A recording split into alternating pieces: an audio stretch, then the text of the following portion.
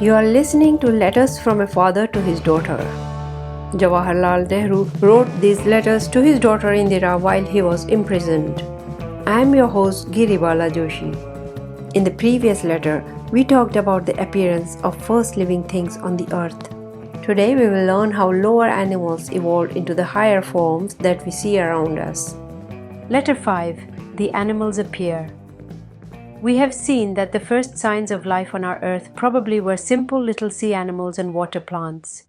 They could only live in the water, and if they came out and dried up, they must have died as the jellyfish dies today if it gets stranded on the beach and dries up. But in those days there must have been plenty of water and marshy land, much more so than we have today. Now those jellyfishes and other sea animals which had slightly tougher skins could stay a little longer on dry land than the others, as they did not dry up so soon.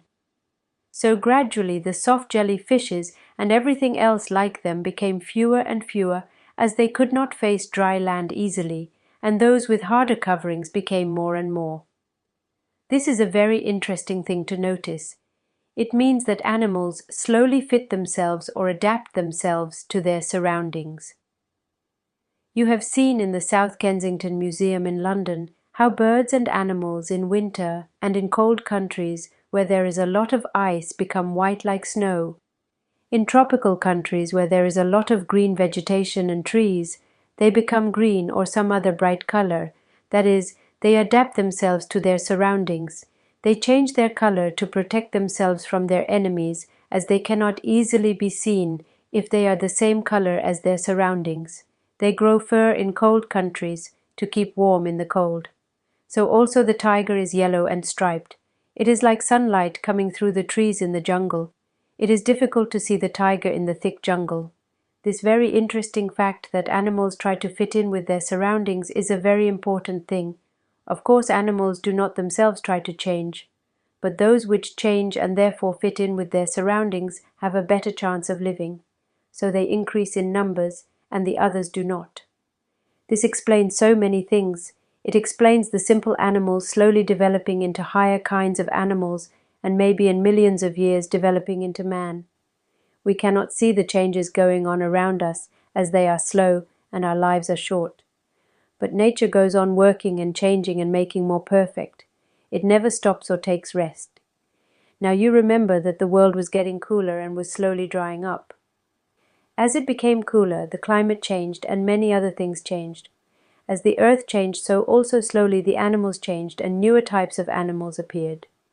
At first we have only simple sea animals, then complicated sea animals. Later, as dry land increased, there came animals which lived both in water and on land, something like the crocodiles today or the frogs. These were followed by animals which lived entirely on land, and then there came birds which could fly in the air. I have mentioned the frog. This is an interesting study as in its own life. In a way it shows us how animals gradually changed from water animals to land animals.